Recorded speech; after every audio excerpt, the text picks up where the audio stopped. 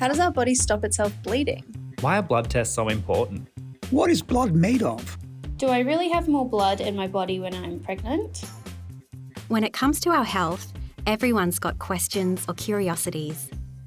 From shower thoughts to conversations with family or friends. Where do you go to learn more? From Queensland Health, It Can't Hurt to Ask is the new myth-busting health podcast with the answers. With no such thing as a silly question, each episode will explore an interesting health topic, speaking to top experts and everyday people to share facts and tips to better understand your health, inside and out. Hi, I'm Lauren, and welcome to the very first episode of It Can't Hurt to Ask, recorded on the lands of the Yuggera and Turrbal people. We acknowledge the traditional custodians and pay our respects to the elders, past, present and emerging. As always, whatever you hear in our episodes is general information.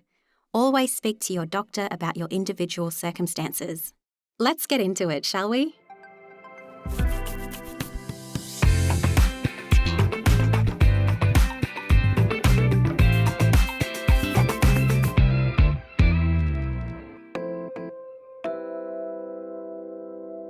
This season, the theme is In My Blood. Each episode, you'll hear from a variety of voices as we explore a blood-related health topic.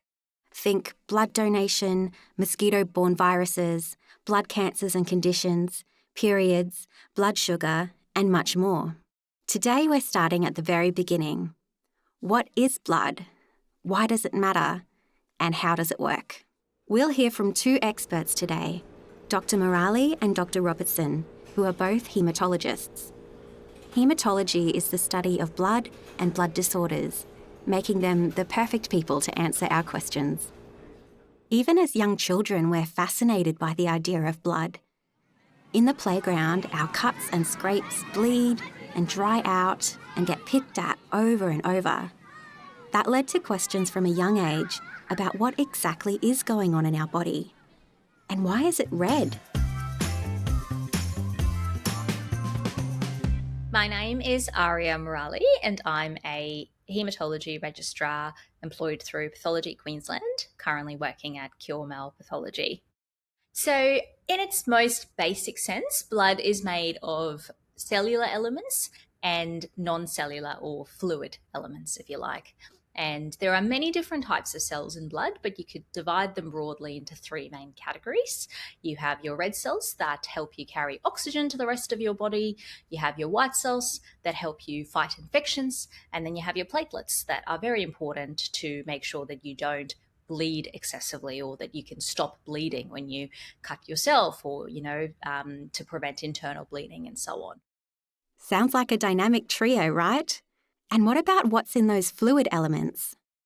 The fluid component of blood consists of partly of water, but of course also electrolytes and various minerals. And they also have various proteins in it. And there are, again, a whole raft of these proteins. You've got things like albumin, which are really important for making sure the fluid stays within your vascular system and that balance is appropriate. You have various clotting factors that, again, help to make sure that you stop bleeding if you cut yourself and help to protect against things like internal bleeding.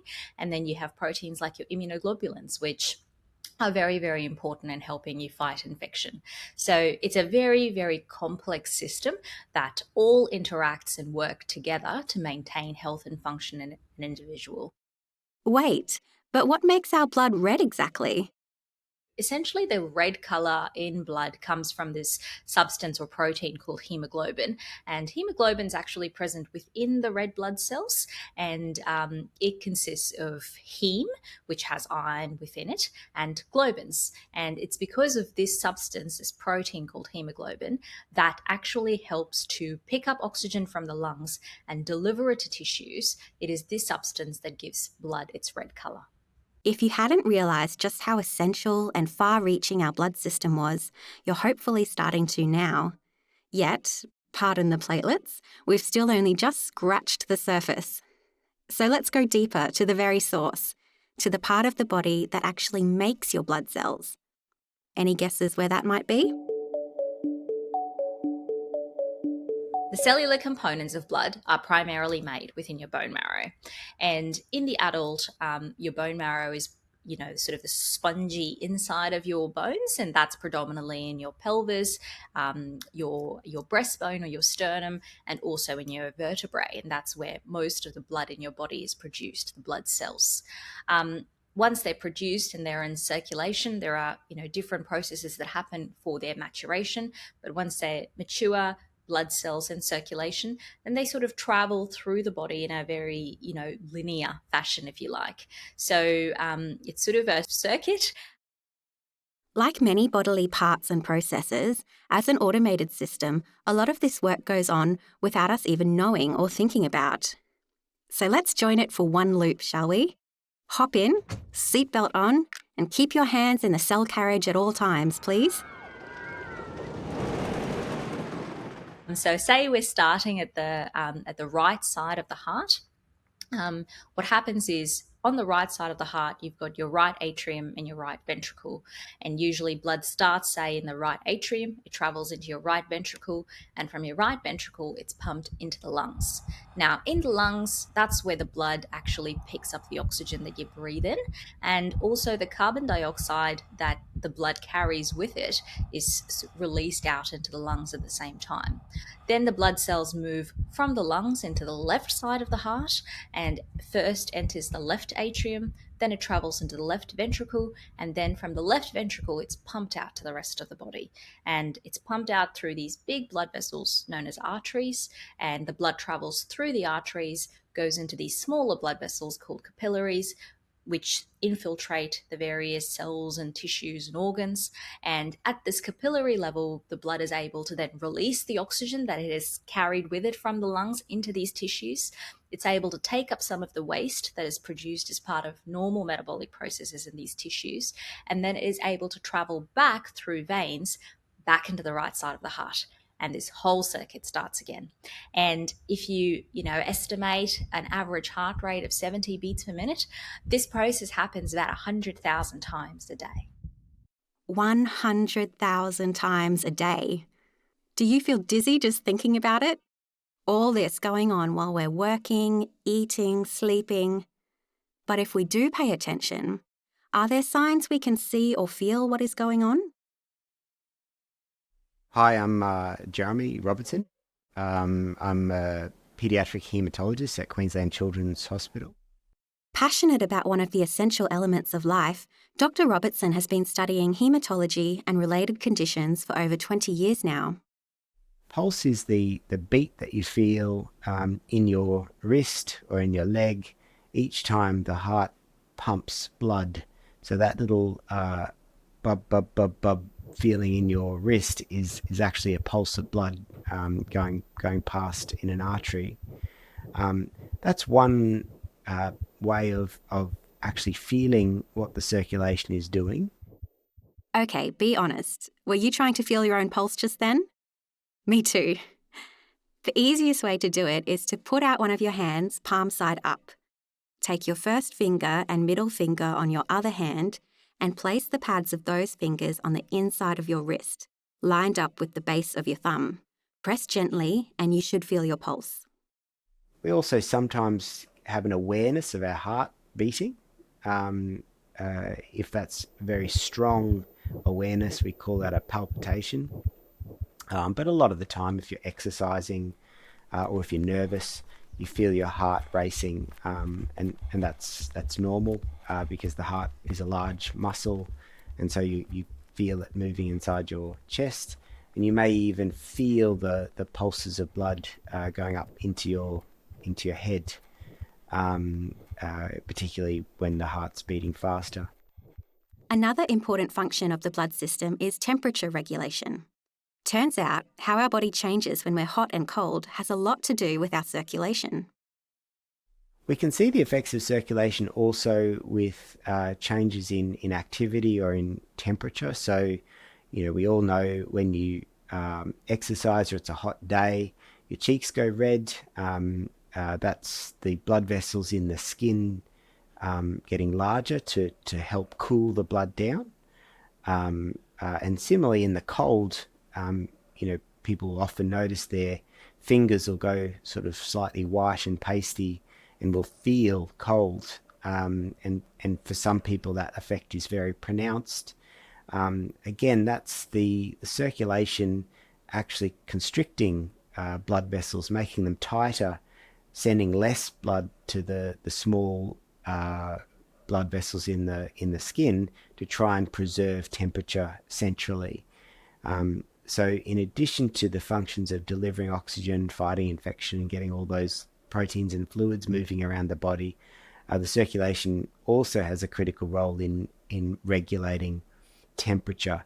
And that's probably our best day-to-day awareness of the circulation doing anything, apart from, of course, when you cut yourself or graze your skin and you see bleeding, then obviously that's a much more visible example of blood.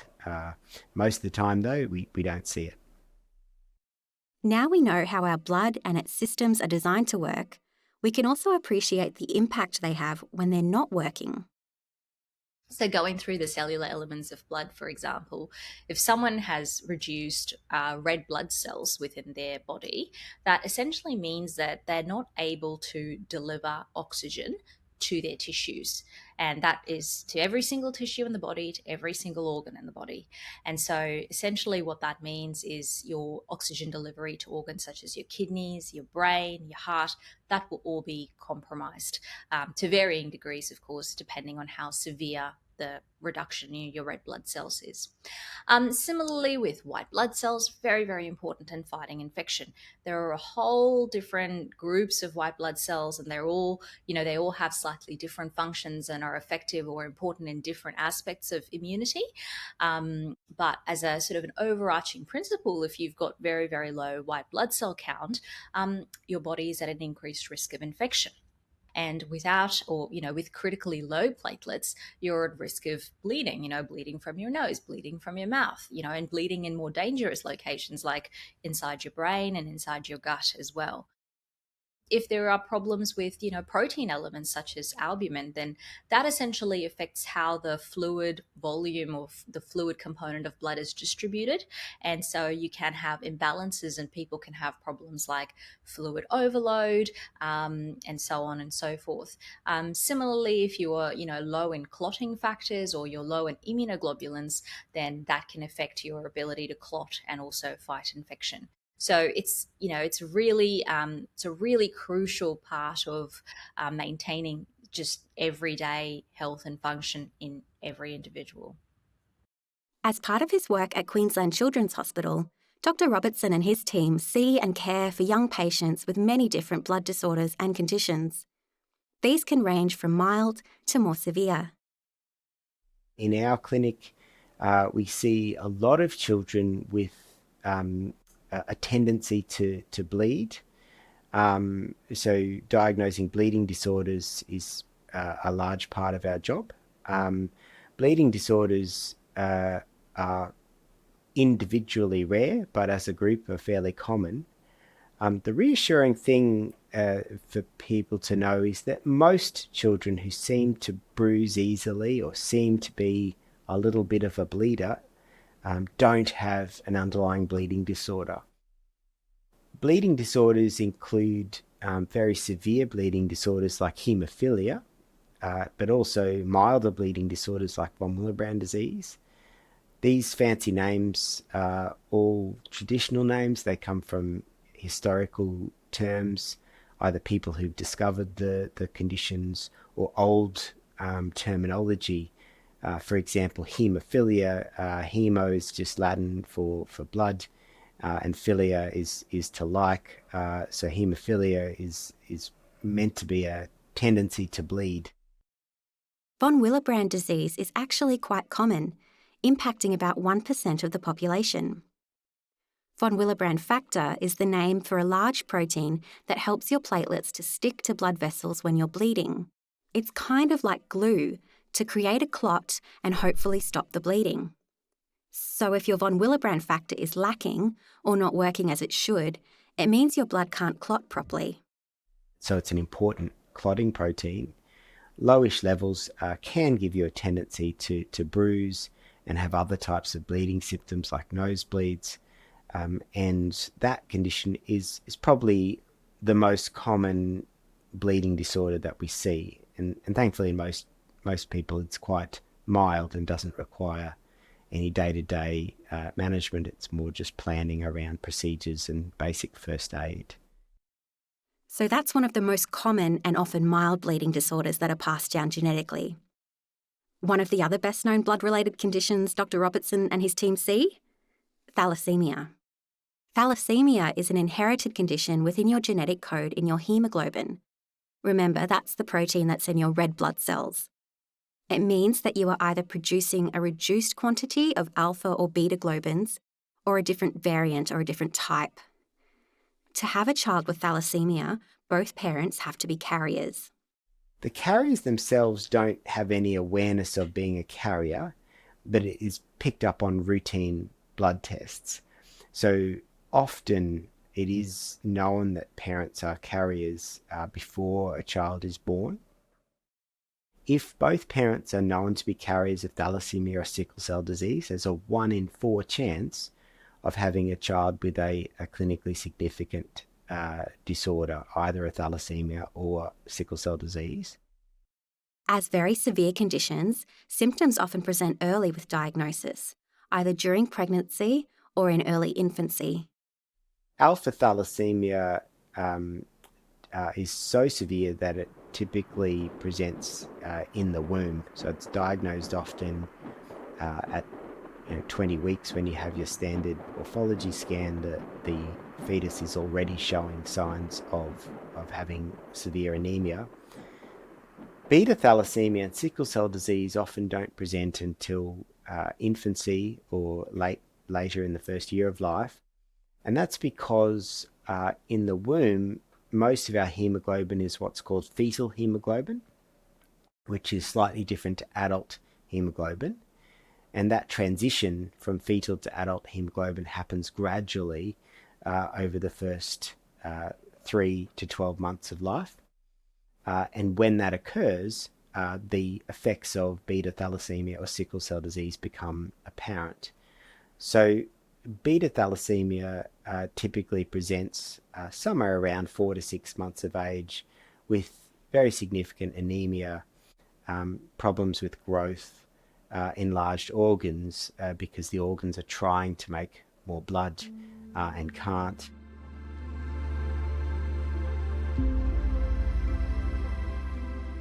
When it comes to diagnosing disorders and conditions in our blood, the first step is usually a blood test. These are ordered by your doctors as part of a clinical assessment, which could be part of a general health checkup or to work out why you're experiencing certain symptoms. There are many different types of blood tests. Some might look at the quantity of red or white blood cells. Others might look at how your organs are functioning or where your cholesterol levels are sitting. One of the most common tests you might experience is called a full blood count. This is a very informative test that provides information on your hemoglobin levels and the different types of cells in your blood, the quantity, and whether that's normal for your age and gender. So, for example, if your doctor orders a full blood count, you would typically come into a collection centre. You'll have your blood taken, if you are an outpatient, usually by one of the phlebotomists. Hold up. A phlebotomist? Yep, that's the official term used for someone who is professionally trained to take blood from a patient. Back to Dr Murali. There are specific requirements in terms of if it's this test that's being ordered, it needs to be collected into this tube and so on. So usually a phlebotomist will, as you may have experienced, they'll check your name, your date of birth, do all of that paperwork side of things. They'll check what tests have been requested. They'll get the tubes that are required for those tests ready.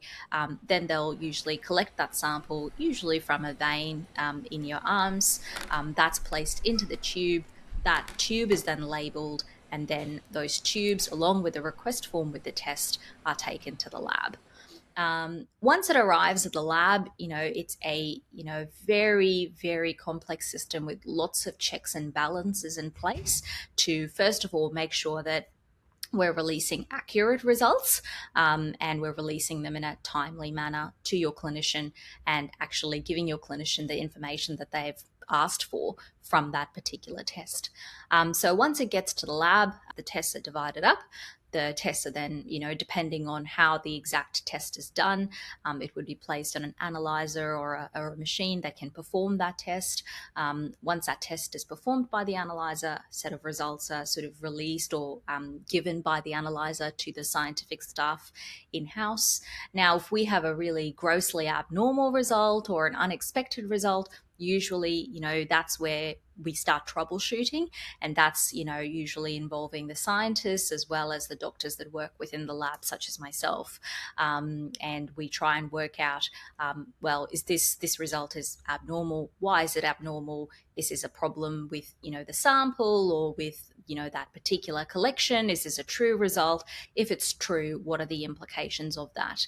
And if it's a grossly abnormal result, then usually, it's a time critical result, usually someone from the lab will also be in touch with your doctor to let them know that is this is a time critical result that needs to be actioned. Different tests require different amounts of blood. If you're having multiple blood tests, then it might need to be put in multiple tubes. And interestingly, the actual tube is important too. Yeah, so the tubes that we actually collect the blood in, they actually contain various sort of additives and anticoagulants just to preserve that blood and to make sure that it is transported in an optimal condition to allow for that testing to occur. Anticoagulants are chemical substances that prevent your blood from undergoing coagulation or solidifying to form a clot. Ethylene diamine tetracetic acid, thankfully more commonly referred to as EDTA, is an anticoagulant that is commonly used within the tubes that full blood count is collected in. It ensures the blood is preserved in the best way possible to be tested when it gets to the lab. If you're preparing for a blood test, it's always best to ask your doctor if you need to do anything specific beforehand. Some common requirements can be to fast, to ensure an accurate estimate of certain levels of things in your blood, or to stay well hydrated so they can find your veins relatively easily. To finish off, let's have a myth-busting question submitted by you. Do I really have more blood in my body when I'm pregnant? The answer is yes. So the fluid component of blood, the plasma component, goes up by about 30 to 50%. And then your red blood cells actually expand by about 20 to 30%. So not quite as much, but still expands. And that's because obviously you've got more physiological demand in pregnancy, because you also have to provide oxygen and nutrients to the developing fetus. And that additional sort of top up helps assist with that. What a journey it's been. We've followed our blood cells right from creation in the bone marrow to the tips of our fingers as it regulates our temperature. We've heard how blood tests actually work, how our body heals cuts and stops bleeding, and some of the common blood disorders we see in Queensland hospitals. And it's just getting started. In the coming weeks, we'll be learning more about blood and organ donation, why our blood sugar matters, mosquito-borne viruses, antibodies, and much more. New episodes drop every Wednesday. If you enjoyed this episode, please rate or review. Even better, tell or share with a friend, family member, or colleague who you think would also enjoy it. Thanks for joining us. See you next time.